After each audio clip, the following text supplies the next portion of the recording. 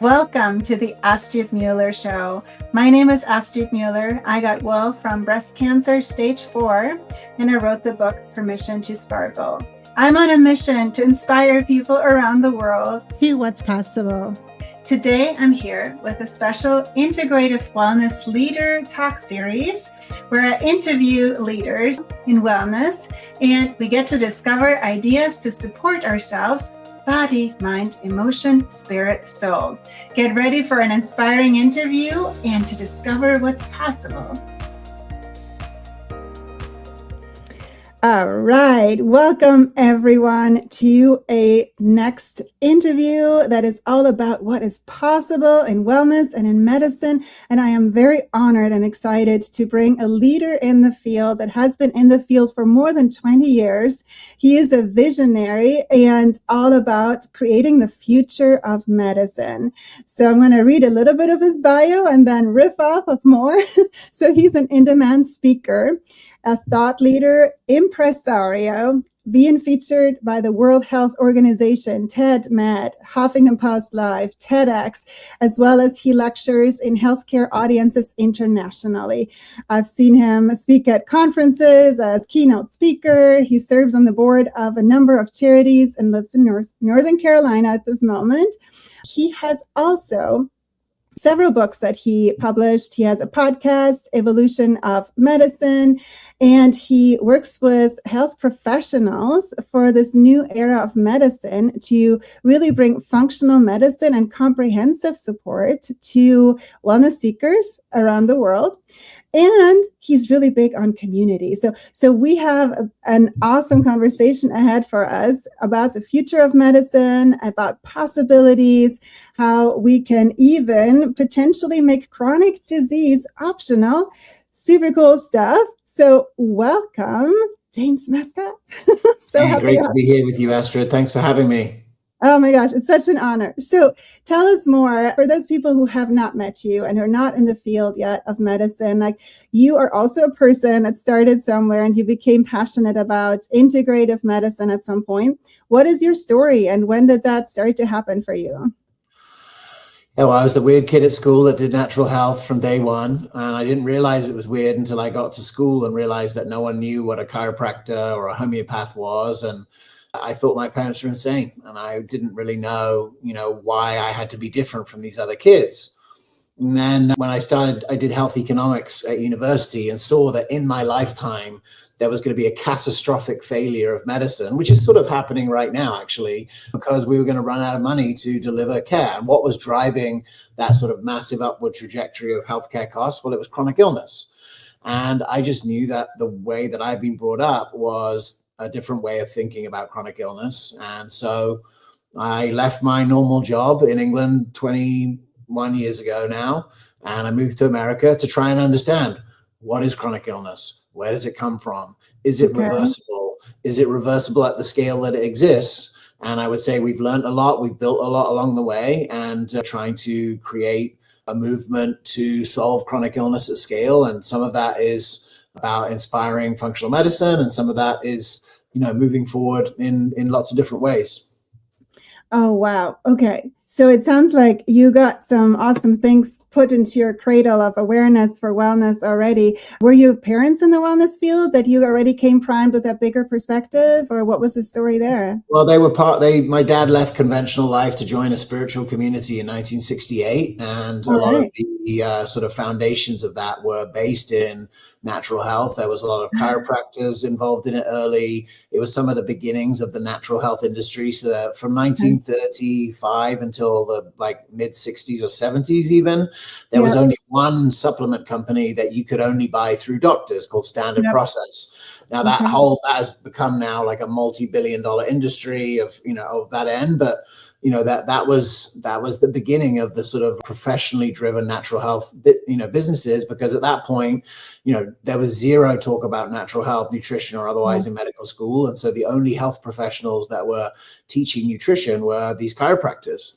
And the world's changed, right? And the truth has become more self-evident. But in the 30s, 40s, and 50s, there was almost complete control of how medicine was delivered. And at that point, we could have been of the opinion that health could come from drugs and health could come from medicine.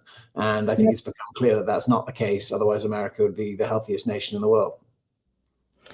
Yes, I love that you're speaking to some really powerful pieces that people are starting to see. And I also see that a lot of work still is to be done to raise more inspiration and awareness for people. Can you share something of how do you see, let's go to the future first. Like, where do you see the future of medicine going? Like, you already saw the past of like mostly Western medicine and medication prescription focused. Where do you see the future? And then we'll come back to the present. Yeah, so I would say the clearest possible way that I could describe it is, what functional medicine and why I built my show, the Functional Forum, and I sort of focused on that was because I recognized that one, we need a common language for teams of doctors to sort of rally and organize around, right? Yes. In order for a movement to grow, you have to speak the same language. And, many of the sort of break off health-focused efforts all spoke different languages, which didn't allow coordination. So that was the first thing. Nice. And then the second thing, you need a medical operating system where symptoms is not driving the thinking. Like that's the way that medicine is built. Like nothing happens, then you have a symptom, then you deal with that symptom. Ultimately, I think there's a new way of thinking about chronic illness, which is encapsulated in functional medicine, which is that the body consists of these dynamic networks. And as these dynamic networks lose coherence and become insufficient, chronic disease occurs. And I think for many people, it's really frustrating that their experience of getting a chronic illness is healthy chronic illness. But I think afterwards they can realize, well, that wasn't what was happening at all. It's just that gap in function was not being measured. So, the end state is that like you are able to determine through, technology, relationships, an opportunity where you see that function is decreasing. And a great example of this is Alzheimer's, right? So, for you to get Alzheimer's, you would have had mild cognitive impairment, major cognitive impairment, and then eventually you get to a criteria for Alzheimer's. If on the first time that you had any sort of symptom, or even before symptoms, where you could see that like metabolic dysfunction was starting to happen and that could lead down the road to this, you top yourself back up to health. That's the ultimate system. Now, ultimately, in order for that to do, you have to build the system, which I think there's a lot of people who are trying to build that system right now because it's become self-evident that that is the way that the body works. And a symptom-based system it makes a lot of sense for acute disease, doesn't make sense for a chronic disease. And so there's a lot of people building towards that future. And, I think that in my lifetime and our lifetime, we will see that system being built. That is so exciting. So can you break that down for people who are not so familiar with that kind of thinking yet? So if somebody's living, they're living their life and how we're traditionally trained to think, it's like, oh, if something pops up and you feel off or you have a symptoms, then you go to the doctor, right? And I saw you speak on another podcast too, like especially men sometimes wait until there's really something urgent happening. So where do you see the shift? What different mindset do people get to try on with a new medicine? And like, when would they go see a functional doctor, for example? Yeah, I mean, I think even the idea of seeing a functional doctor is living in this sort of old paradigm, right? Where tell me more. That, because it's like it's the alternative. The functional doctor is just seeing things through a different lens, right? Instead of just focusing on the symptoms that you come in with, they want to understand, how did you get here? So part of functional medicine is like telling your full story to understand what was your childhood like? How many antibiotic rounds did you have before the age of 3? Because all of that will set up like your disposition for future health. You're learning the whole story. So functional medicine has come around to start to like understand the full longitudinal picture of someone's health from birth to where they are now, and even pre-birth, right? Because preconception, your father's health, your mother's health, what they died from, if both of your parents died from, cancer and Alzheimer's from living in a toxic environment, you are your mother and father's children. There is transgenerational epigenetics. So you need to Mm-hmm. understand that to understand your own, potential and where you might be struggling. So the plan right now that I would advocate for anyone is to go and see the functional medicine doctor, because they're at least thinking in those terms, and they're going to give you Mm-hmm. some action steps on fundamental lifestyle things that maybe need to be in place that aren't in Mm-hmm. place. And Yep. then, giving you some understanding of how your systems of your body are working, and looking to tone and improve the coherence of those systems, ones Mm-hmm. that are lagging. And I through love it. that lens, they're able to sort of determine, where you are on that journey. So, Mm-hmm. but ultimately, I don't think the functional medicine doctor is the front part of medicine in the future. And you're Okay. seeing right now the move towards consumer lab testing, right? So consumers to Oh, get okay. that kind of testing.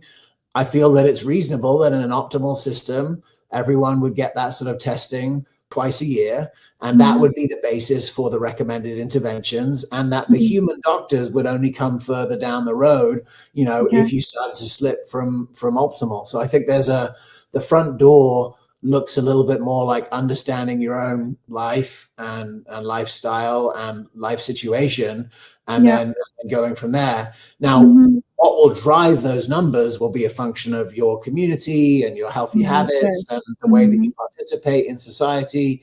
And so, ultimately, that's why a lot of the things that I've advocated for have been on that level, because Mm-hmm. what is it that causes people to be dysfunctional? And you only Yeah. have to look as far as things like the blue zones, where you see people living to 100 without chronic illness, to know that that is possible. So what do Yeah. we learn from that about how we need to be to avoid medicine altogether? Yeah, I love it. I love what you said when you said that we need to understand our own potential. That is a really cool mindset shift to just also bring back the empowerment to people, right? Instead of just placing the power in the doctors like we used to and fixing ourselves, taking it back. And I love that you said, like, okay, so not even the functional doctor is like the first step, but really coming back to claiming responsibility for our own well-being and on our whole spectrum level. You call them body dynamics and body networks, right? So what do you see as a support for people to practice that more? Are there more communities happening already, or what do you see is being built or is happening on the planet? What are you building for people to not wait to see the doctor? Yeah, well, there's a few things. So, look, I mean, first of all, I just want to say that the solution to all of this isn't always only in the individual's hands, right? Because that's a Mm-hmm. very libertarian way of thinking. And ultimately, I do think that health systems need to adapt to this reality, because there are people that need, these kind of services and can't build their own, they're not empowered to build their own, Mm-hmm. ecosystem or community. So Nice. Yeah. I definitely honor that. However, having said that, for listeners of your, listeners here, I would say it's really a function of where you are on what I would call the participation spectrum. If you have Mm. no idea what you're doing on your health right now, and you're sort of all a C, joining a community that can help you is probably the best thing to do, to get connected to a group.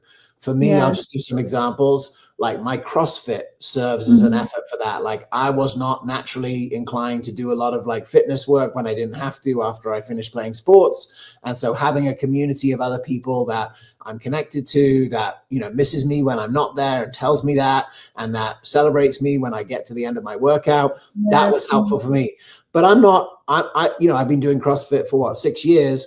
I don't have any intention of becoming a CrossFit coach or otherwise. I just benefit Mm-hmm. from the sort of the community that exists to do the healthy things.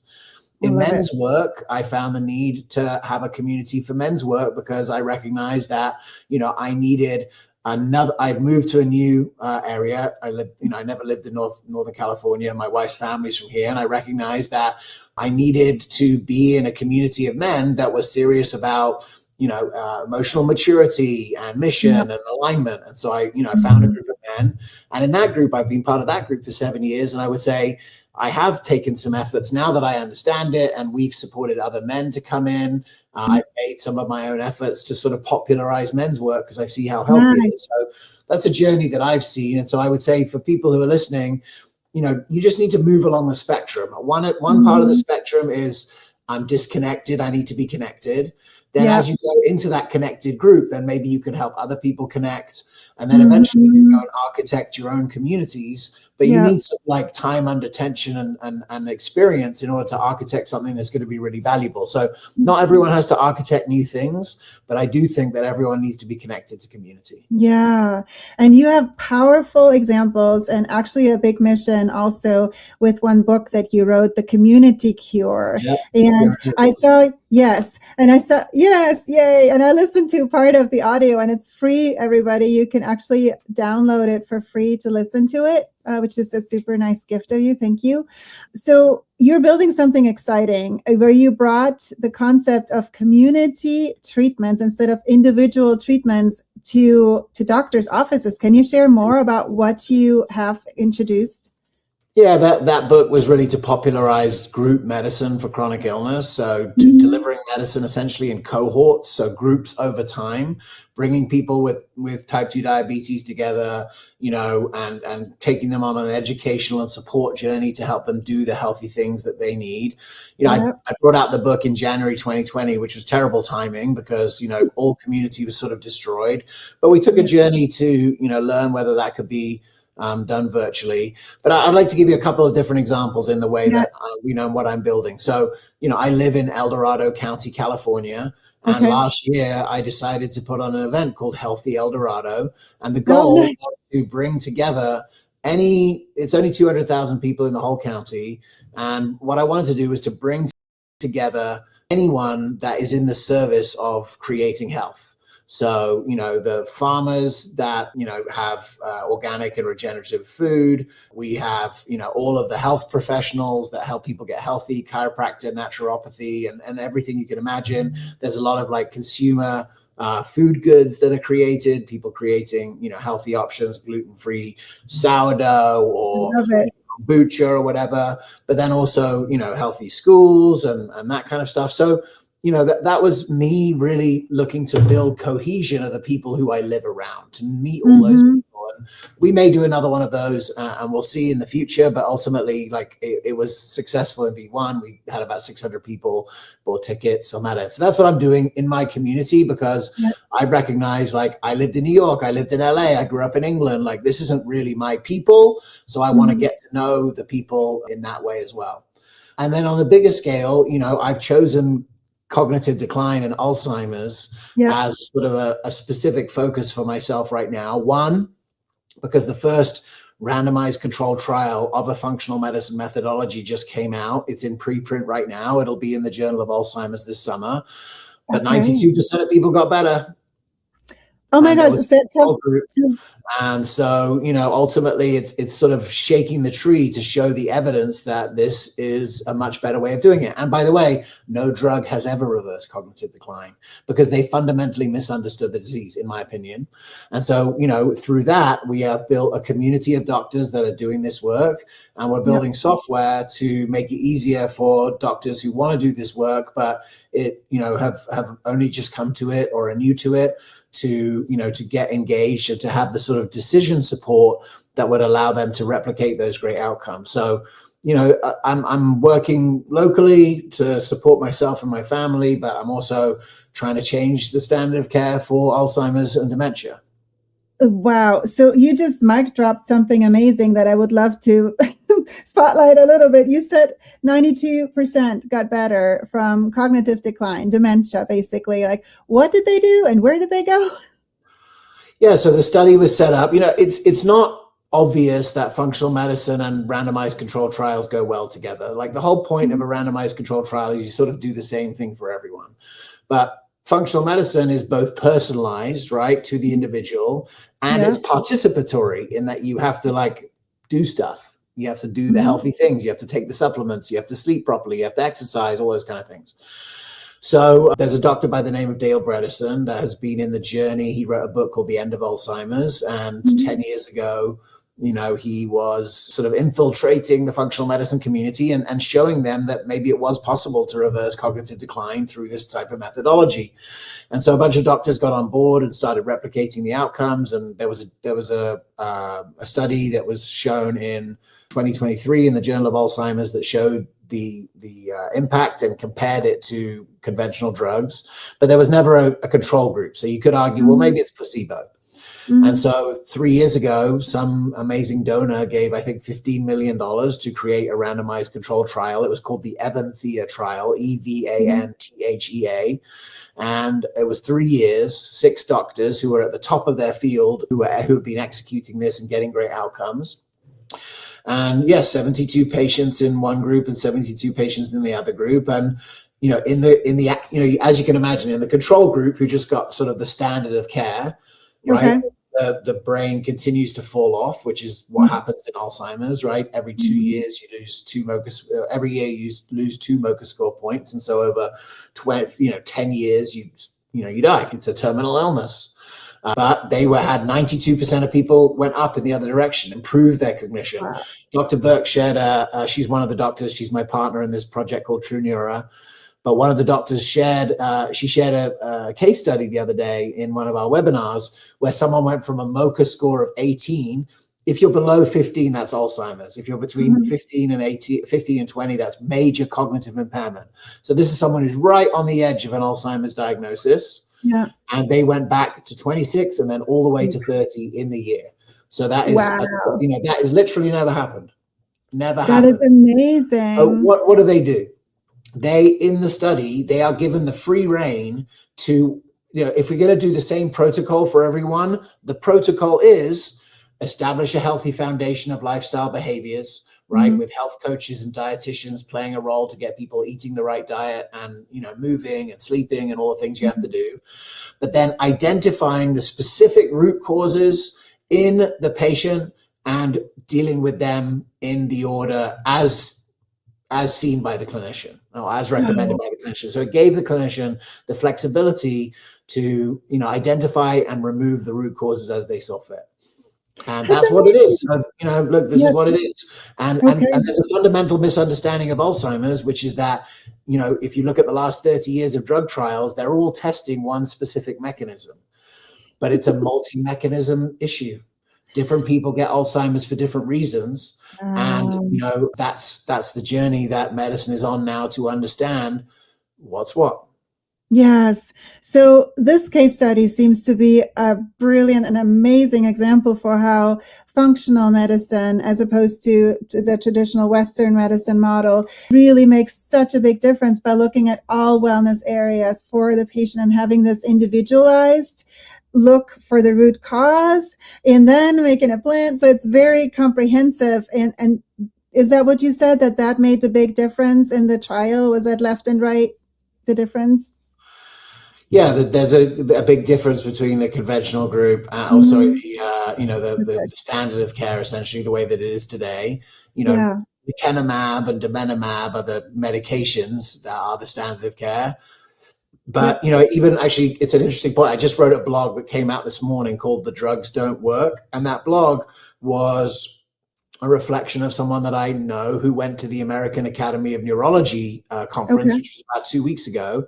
And all the neurologists can talk about is a recent Cochrane collaboration review showing that the anti-amyloid drugs just don't work. They do clear the amyloid, but that doesn't bring back the cognition. And what's the point? The point is to bring back the cognition. So if it doesn't do that, it's not useful. And so ultimately, we're at this moment where the neurologists haven't worked out that it hasn't been delivered and scalable. I mean, that study that I'm telling you about hasn't even appeared in the Journal of Alzheimer's. It's probably going to be out this summer, but the preprint is out and the outcomes are clear. And no one ever reversed their Alzheimer's like that. So it's going to be big news. It's amazing. And, I think one of the big things that everybody should take away, in my opinion, is to be curious about possibility, right? Because we are told so many things, and then you see drug commercials, and then you hear, I've seen it more than once that doctors even say like, oh, this can't be cured, and this is not possible, and it is terminal. And so I love that you're having examples for us here to see that things can even be reversed. I mean, it's an amazing example. And thank you for the work that you're doing. And thank you for the inspiration you're bringing to people. Let's give another example. You're talking about chronic disease optional. So tell us a bit more about that. Like, do you have examples, specific examples of case studies or actual people who had like stories where that got reversed and with functional medicine, and what happened? I mean, look, there's tens of thousands of clinics now, and then each of them have hundreds of stories, and there's stories in there. I'll tell you one, another, big piece of news that's just coming out right now. I literally just got off an interview with it. Dr. Robin Berzin, who runs Parsley Health. They're going in network with 150 million lives in America next week. So that's not because one person reversed their cognitive, their chronic illness. It's because functional medicine reversed a lot of autoimmune disease, reversed a lot of women's health, facilitated women not to need fertility IVF treatment because they got pregnant naturally. And these are huge costs on the employers and therefore the insurance companies that serve those employers. And so Parsley Health over a decade has built the outcome data to show that they can reverse digestive disorders, they can reverse autoimmune disorders consistently and in a reasonably cost-effective way. And so that's what's happening. I think that's actually way more powerful than me telling you any one person. I love it. Absolutely. Yes. Looking for one example, the reason why I got into cognitive decline is my dad had a cognitive decline. He lives in South Africa, literally the other side of the world from me. And a 5-minute conversation with Dr. Burke about the nature of his cognitive decline and how rapid it was.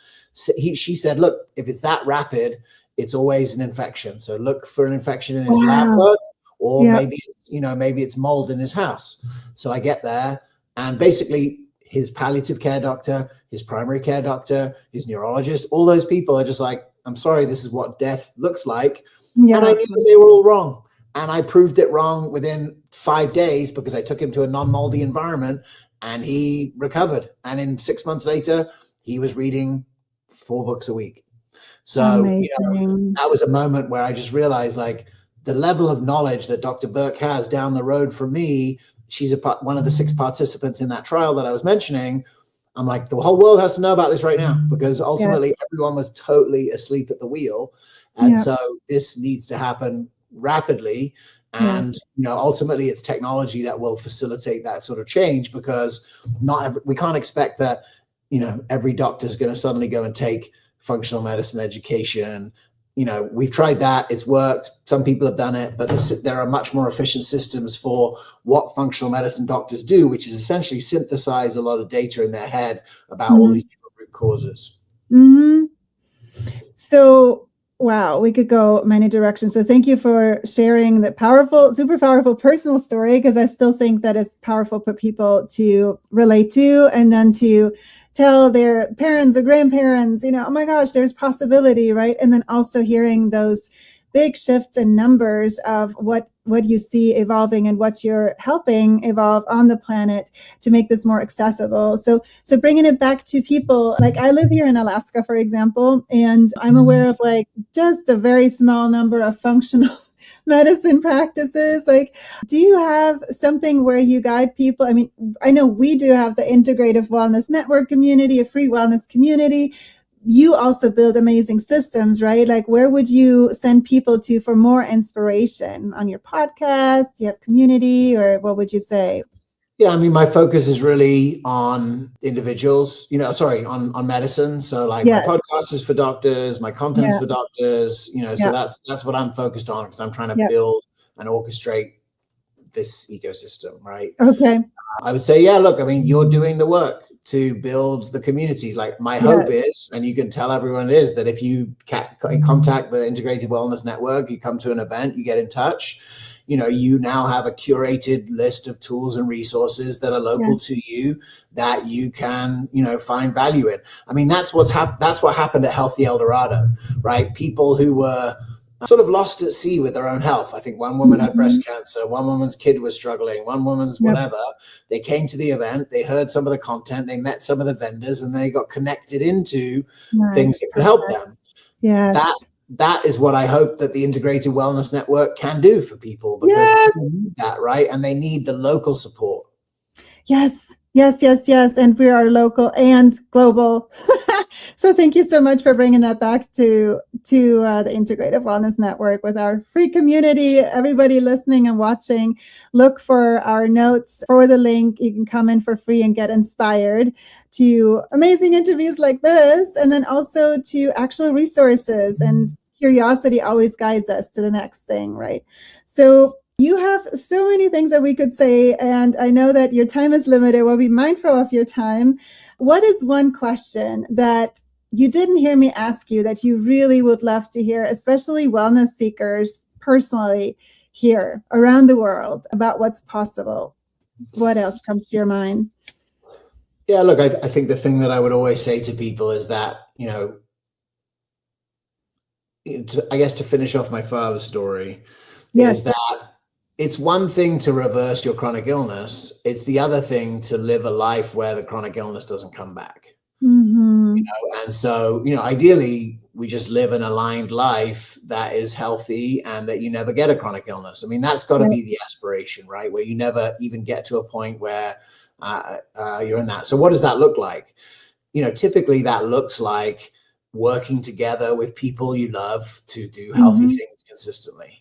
And I would just say that, like, to take an inventory for each of us listening to this and say, where am I supported by my friends to do healthy things? And maybe it's not even friends, it's family, right?